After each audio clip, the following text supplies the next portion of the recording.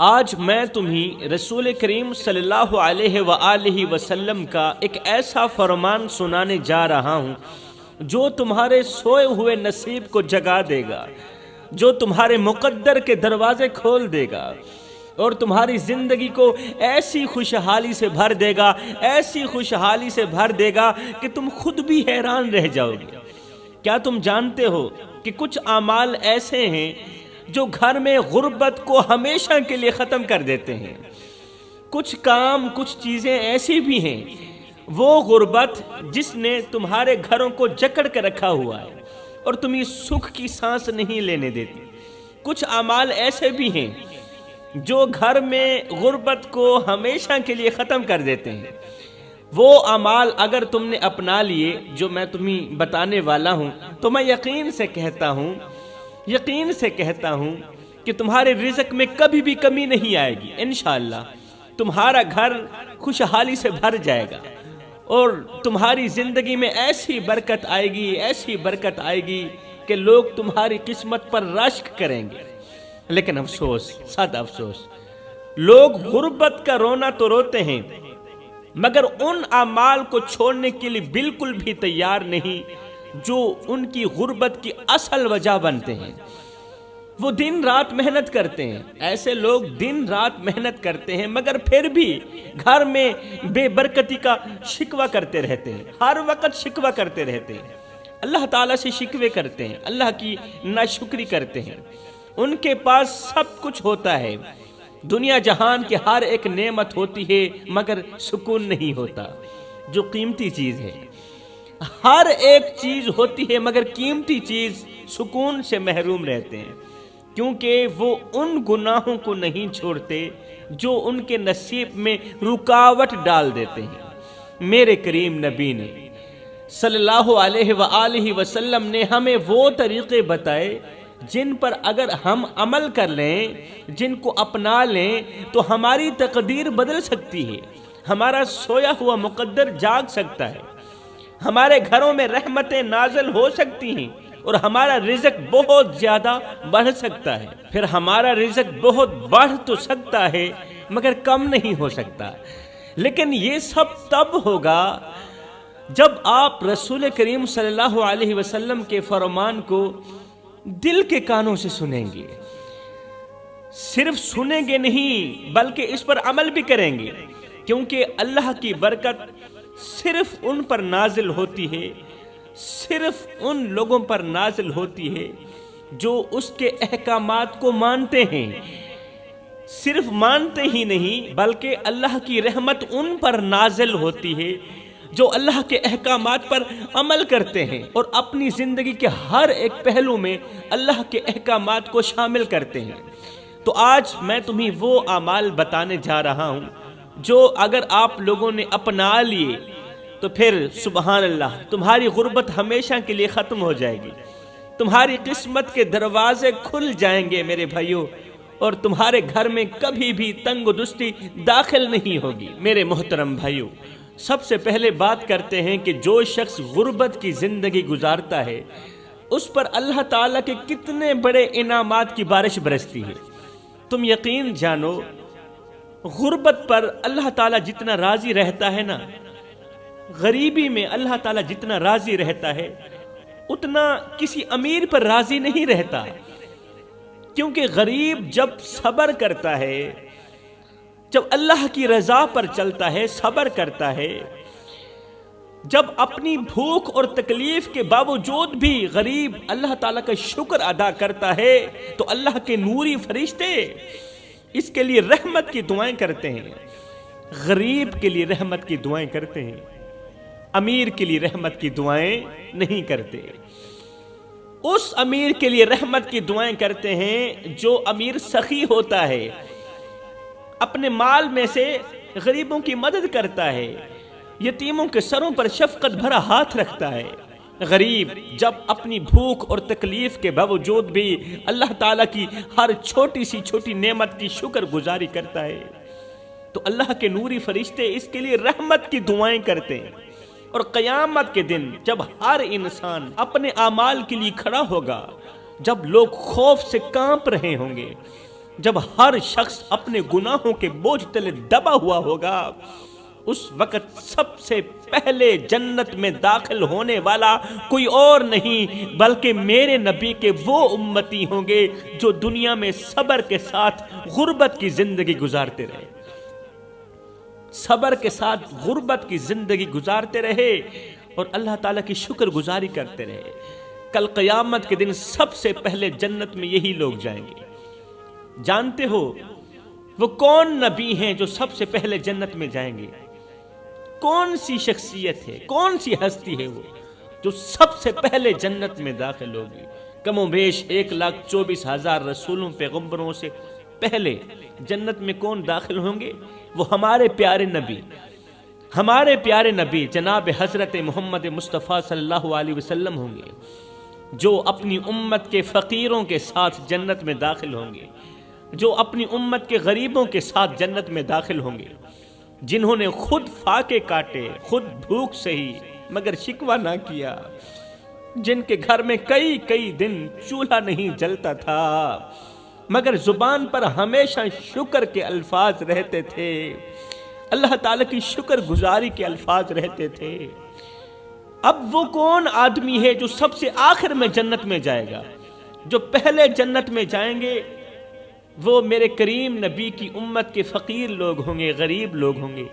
اب وہ کون آدمی ہے جو سب سے آخر میں جنت میں داخل ہوگا؟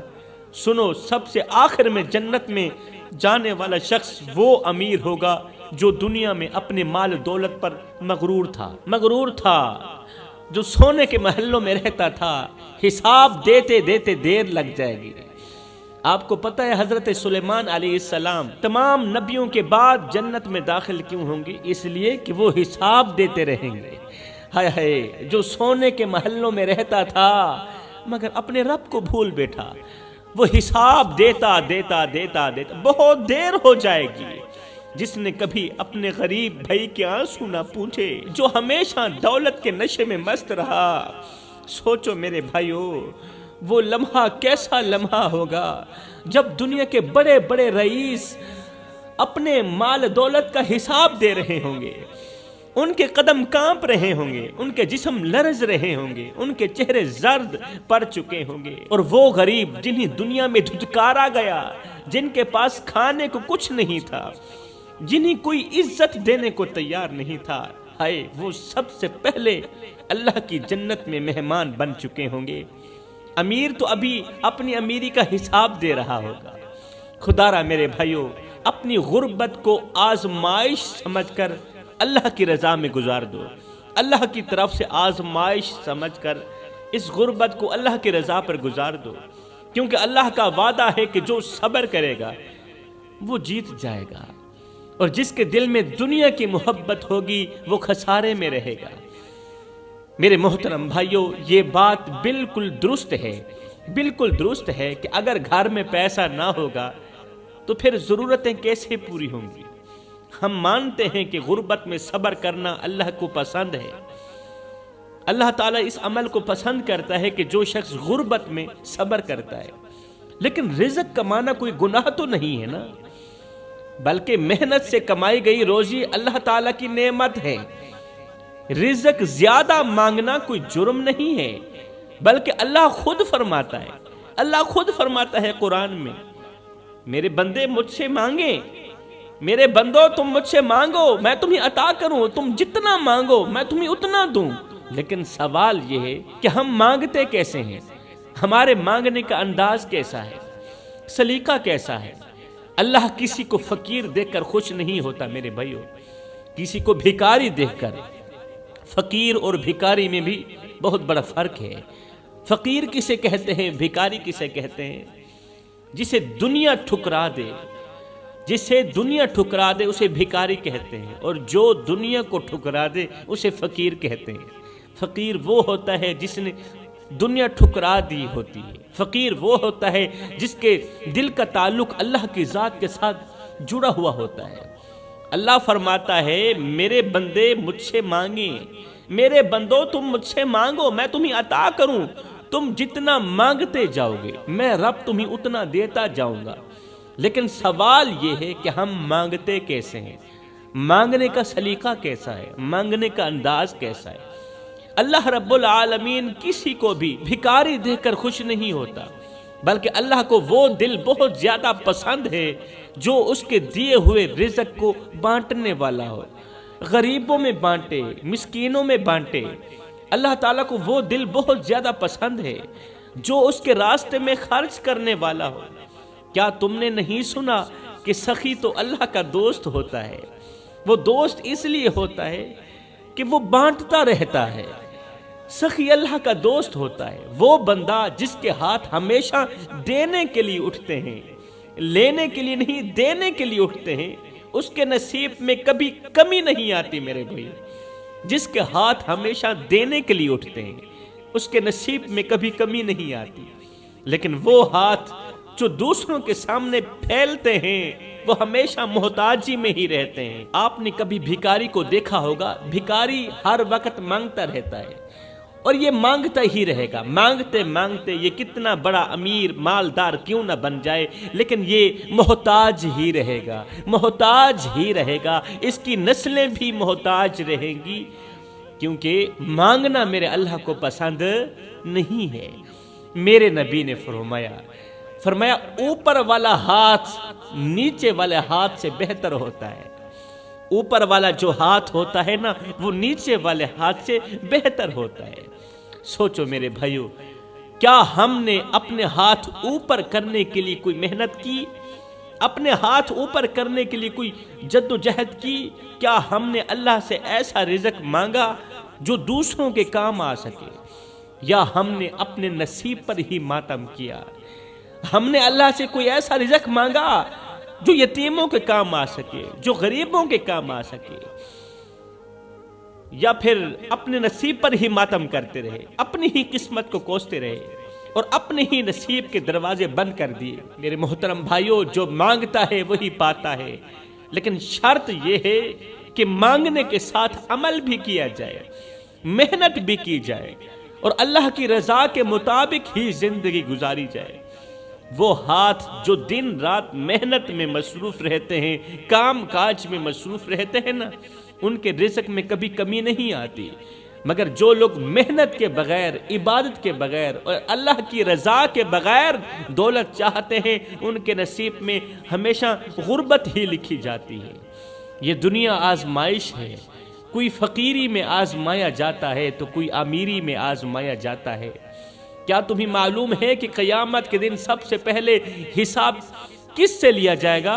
پتہ ہے تمہیں سب سے پہلے حساب کس سے لیا جائے گا؟ وہ لوگ جو دنیا میں کھیلتے رہے، پیسوں کے ساتھ کھیلتے رہے، مگر اس کا صحیح استعمال نہ کر سکے۔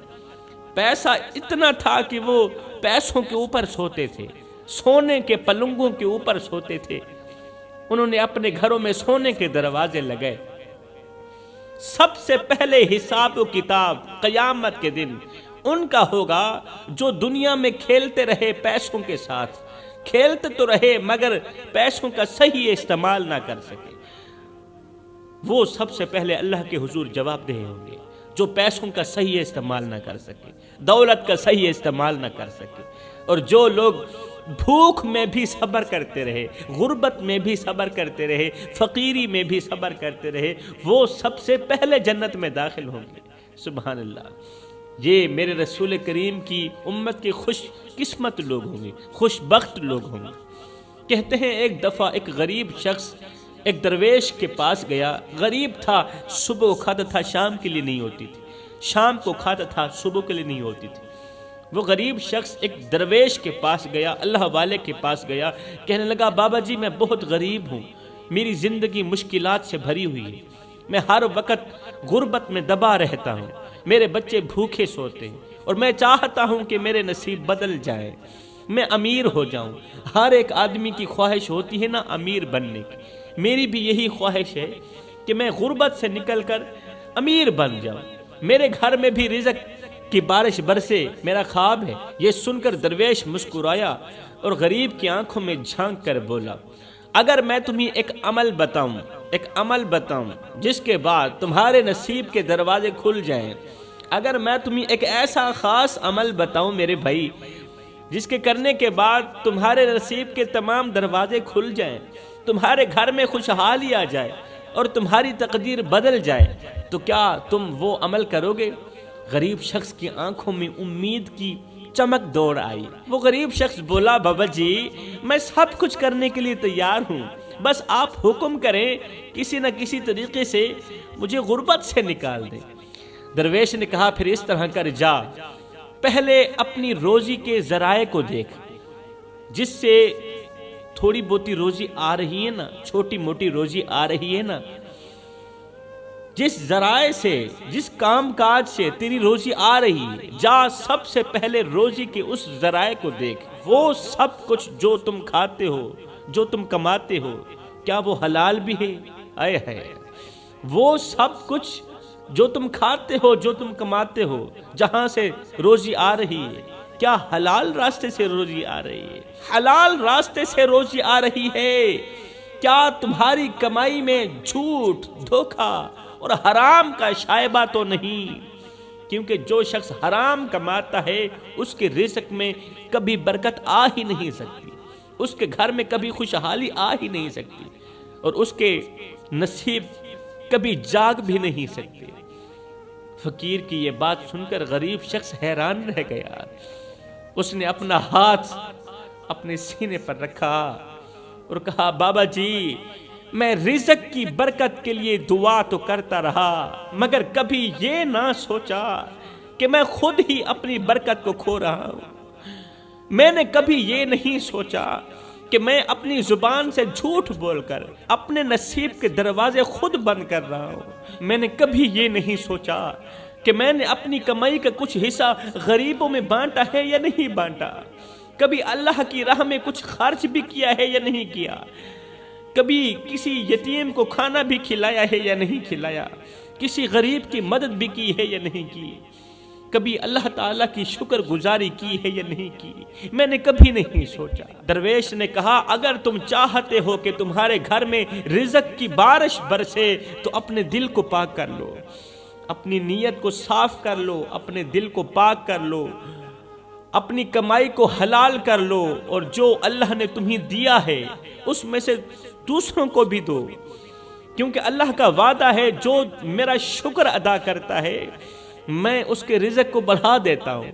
اللہ کا وعدہ ہے کہ جو غریبوں میں بانٹتا ہے نا، جو غریبوں کی مدد کرتا ہے نا، جو بھوکوں کو کھانا کھلاتا ہے نا، میں ان کا رزق اور زیادہ بڑھا دیتا ہوں، کیونکہ غریبوں کی مدد کرنے والا شخص زندگی میں کبھی غریب نہیں ہوتا۔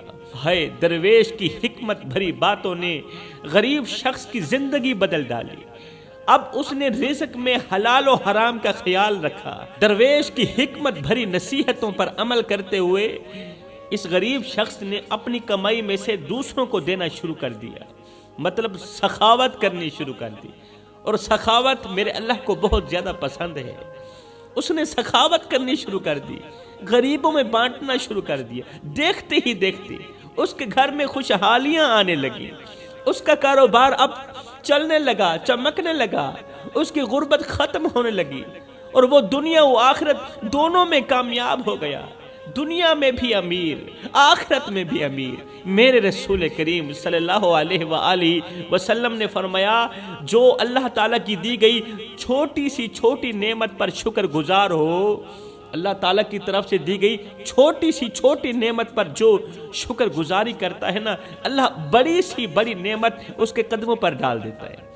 مگر آج ہم لوگ شکر ادا کرنا تو دور، اپنے نصیب پر ماتم کرتے نظر آتے ہیں۔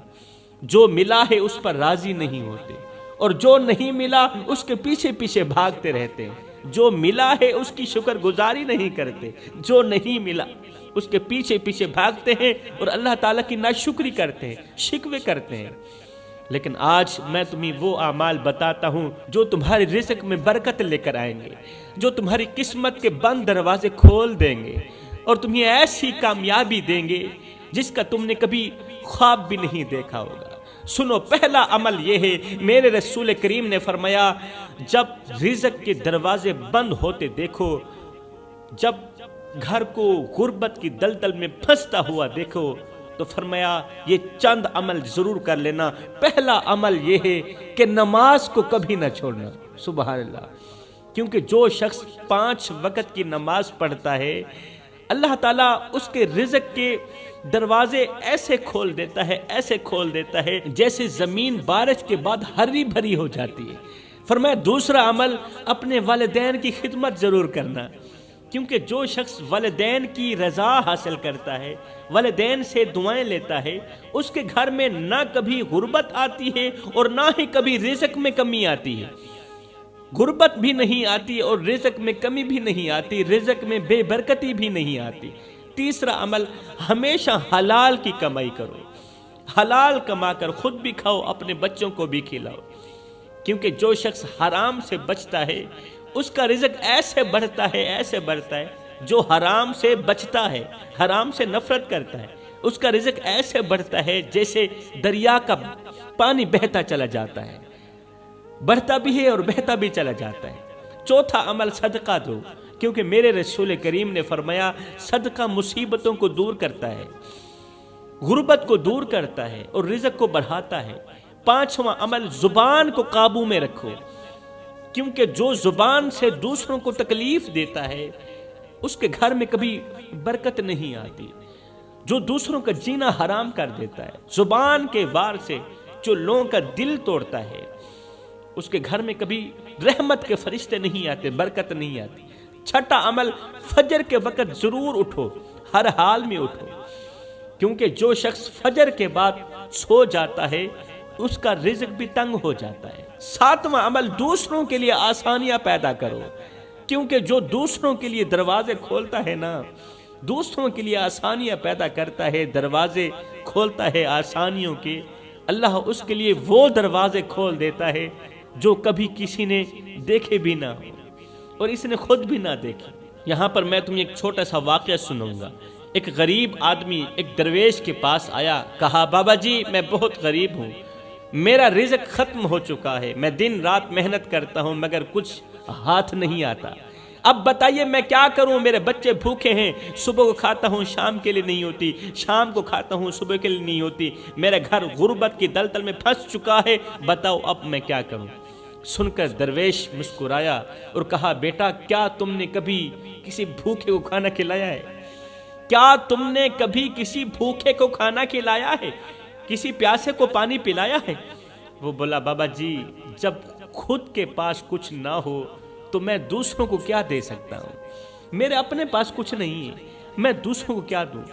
درویش نے کہا یہی تو تمہاری غلطی ہے بیٹا، یہی تو تمہاری غلطی ہے.